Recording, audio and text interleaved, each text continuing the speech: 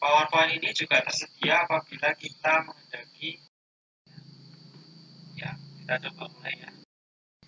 Oke, Assalamualaikum warahmatullahi wabarakatuh. Saya Dwi Swanti, mahasiswi STAI Hubul Waton Duri dengan program studi Pendidikan Agama Islam non-reguler semester 6.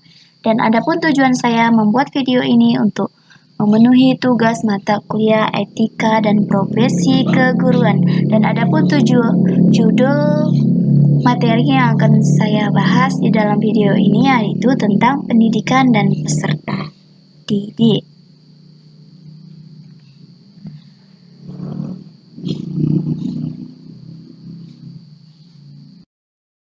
Pendidikan adalah seorang yang bertanggung jawab terhadap terlaksananya pendidikan. Pendidik adalah orang dewasa yang membantu terhadap anak didik agar menjadi dewasa. Pendidik adalah tenaga pendidikan yang berkualifikasi sebagai guru, dosen, konselor, pamong belajar, widyaswara, tutor, instruktur, fasilitator, dan sebutan lain yang berpartisipasi dalam menyelenggarakan pendidikan. Pendidik profesional dengan tugas utama mendidik, mengajar, membimbing, mengarahkan, melatih, menilai, dan mengevaluasi peserta didik pada pendidikan anak usia dini, jalur pendidikan formal, pendidikan dasar, dan pendidikan menengah. Apa ya ciri dan syarat pendidikan itu? Ciri pendidik adanya kewajiban yang terpancar dari dirinya terhadap anak didik. Kewibawaan adalah suatu pengaruh yang dilakukan, yang diakui kebenaran dan kebersamaannya, bukan sesuatu yang memaksa.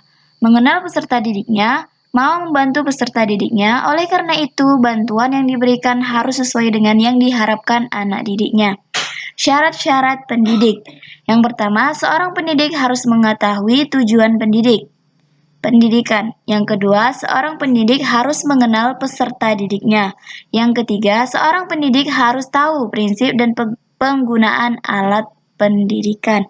Yang keempat, seorang pendidik harus mempunyai sikap bersedia membantu peserta didik. Dan yang kelima, seorang pendidik harus dapat beridentifikasi terhadap muridnya. Selanjutnya, jenis-jenis pendidik. Bagi orang tua, pendidik di lingkungan keluarga yaitu orang tua.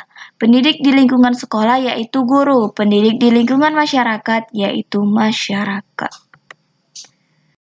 Selanjutnya, tugas pendidik. Yang pertama, bidang profesi, meliputi mendidik, mengajar, dan melatih atau membimbing, serta meneliti atau riset.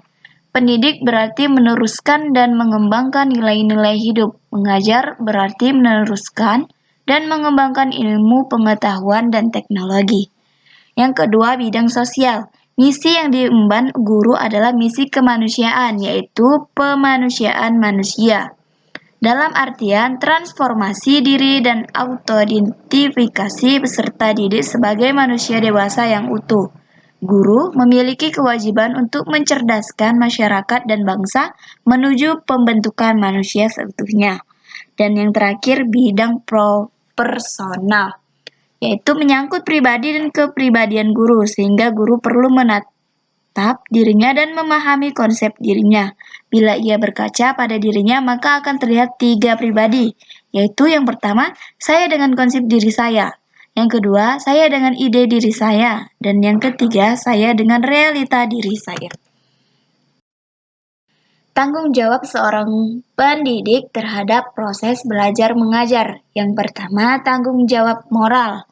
Pendidik dituntut untuk mengejawantahkan nilai-nilai yang dijunjung tinggi oleh masyarakat, bangsa, dan negara dalam diri pribadi. Karena ada kecenderungan bahwa tindakan pendidik lebih banyak diikuti oleh peserta didik daripada apa yang dikatakannya. Yang kedua, tanggung jawab ilmiah, yaitu berkaitan dengan transformasi pengetahuan dan keterampilan yang saat ini menuntut pendidik senantiasa belajar untuk memperluas pengetahuan dan wawasan sesuai dengan perkembangan, disertai wawasan yang filosofis tentang pendidikan.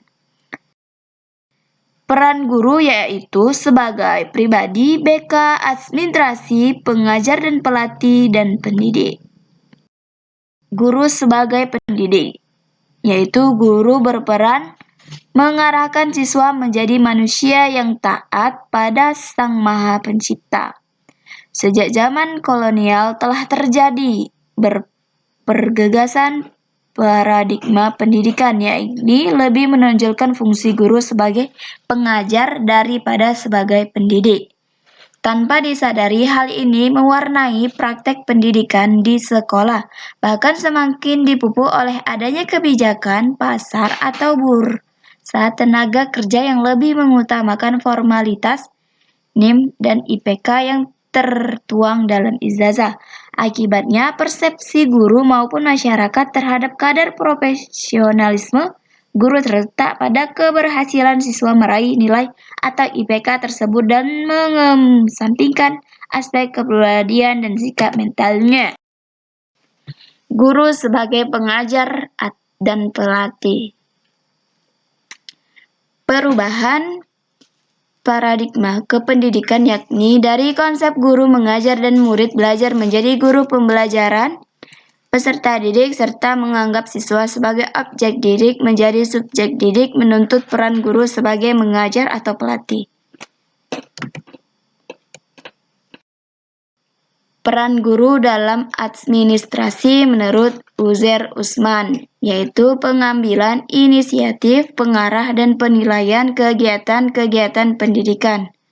Wakil masyarakat yang berarti dalam lingkungan sekolah, guru menjadi anggota masyarakat, orang yang ahli dalam mata pelajaran. Penegak disiplin, guru harus menjaga agar tercapai suatu disiplin. Pelaksanaan administrasi pendidikan. Pemimpin generasi muda menerjemahkan kepada masyarakat.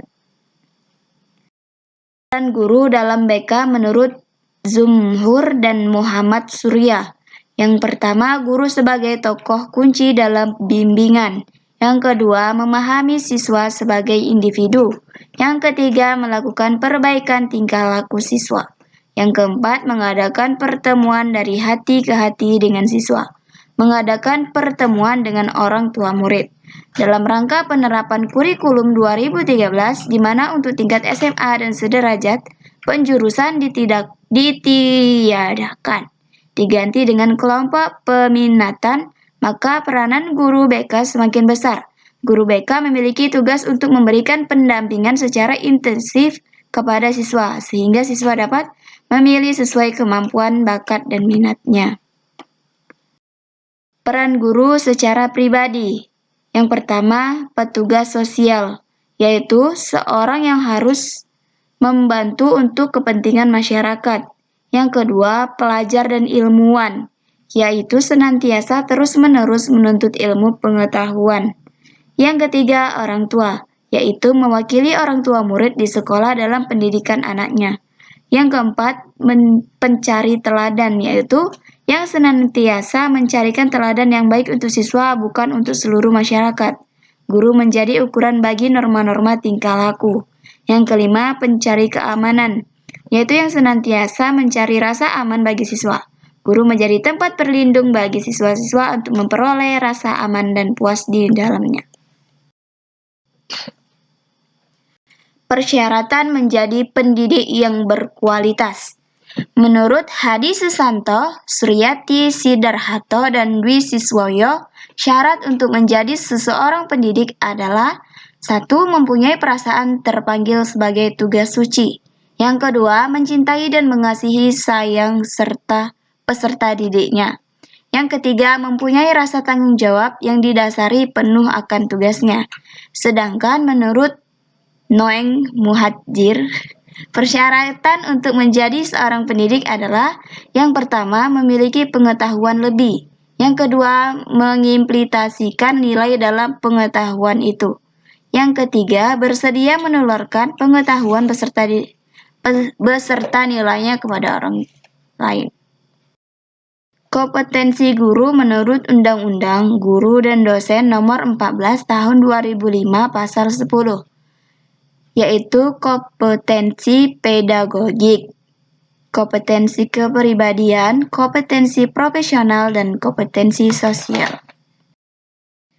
Kedudukan pendidik, yaitu pendidik mempunyai kedudukan yang sangat penting bagi pengembangan potensi peserta didik. Pendidik menjadi orang yang paling menentukan dalam perencanaan dan menyiapkan proses pendidikan dan pembelajaran di kelas. Paling menentukan dalam menilai hasil pendidikan dan pembelajaran yang dicapai peserta didik. Oleh sebab itu, pendidik adalah sosok yang menentukan dalam proses keberhasilan pendidik dan pembelajaran. Prinsip profesionalisme pendidik menurut Dwi Siswoyo. Yang pertama, bahwa profesi pendidik merupakan profesi yang berdasarkan bakat, minat, panggilan jiwa, dan idealisme. Yang kedua, menuntut komitmen tinggi terhadap peningkatan mutu pendidikan, iman, takwa, dan akhlak mulia. Yang ketiga, adanya kualifikasi akademik dan latar belakang pendidik yang relevan. Yang keempat, memiliki kompetensi yang sesuai dengan bidang tugasnya. Yang kelima, menuntut tanggung jawab tinggi atas tugas profesi demi kemajuan bangsa. Etik pendidik profesional menurut Sunaryo Kartadinata dan Nyoman Dantes dalam Dwi Siswoyo. Yang pertama, guru berbakti membimbing anak didik seutuhnya untuk membentuk manusia pembangun yang terpancasila. Yang kedua, guru memiliki kejujuran profesional dalam menerapkan kurikulum sesuai dengan kebutuhan anak didik masing-masing. Yang ketiga, guru mengadakan komunikasi terutama dalam memperoleh informasi tentang anak didik. Yang keempat, guru menciptakan suasana kehidupan sekolah dan memelihara hubungan dengan orang tua murid sebaik-baiknya bagi kepentingan anak didik. Yang kelima, guru memelihara hubungan baik dengan anggota masyarakat di sekitar sekolahnya maupun masyarakat dan yang lebih luas untuk kepentingan pendidikan. Yang keenam, guru secara sendiri-sendiri dan atau bersama-sama berusaha mengembangkan dan meningkatkan mutu profesionalnya. Yang ketujuh, guru menciptakan dan memelihara hubungan antar sesama guru baik berdasarkan lingkungan kerja maupun di dalam keseluruhan. Yang ke-8, guru bersama-sama memelihara, membina, dan meningkatkan mutu organisasi guru profesional sebagai sarana pengabdian. Yang ke-9, guru melaksanakan segala ketentuan yang merupakan kebijakan pemerintah dalam bidang pendidikan. Pengertian peserta didik. Peserta didik adalah umat manusia yang diakui haknya sebagai individu dan mempunyai tanggung jawab sosial. Dalam Undang-Undang Nomor 20 Tahun 2003 tentang Sistem Pendidikan Nasional, peserta didik adalah anggota masyarakat yang berusaha mengembangkan potensi diri melalui proses pembelajaran yang tersedia pada jalur, jenjang, dan jenis pendidikan tersebut. Interaksi pedagogis antara pendidik dan peserta didik. Dimensi-dimensi interaksi sosial. Yang pertama, interaksi sosial dalam situasi belajar mengajar, ditandai dengan hubungan pekerjaan. Yang kedua, interaksi sosial dalam situasi belajar mengajar selalu bertujuan untuk mencapai sesuatu untuk kepentingan murid. Yang ketiga, interaksi sosial di sini ditandai dengan kemampuan guru untuk membantu murid mencapai suatu kepandaian atau keterampilan serta sikap tertentu. Dan yang keempat, sebaliknya, interaksi sosial di sini berlandaskan anggapan murid bahwa guru itu dapat membantunya dalam hal-hal tertentu dalam perkembangannya. Ciri-ciri interaksi belajar mengajar. Yang pertama, interaksi belajar mengajar bertujuan untuk membantu anak dalam suatu perkembangan tertentu. Yang kedua, ada suatu prosedur atau jalannya interaksi yang sengaja direncanakan untuk mencapai suatu tujuan. Yang ketiga, interaksi belajar mengajar ditandai dengan suatu penggarapan material yang khusus.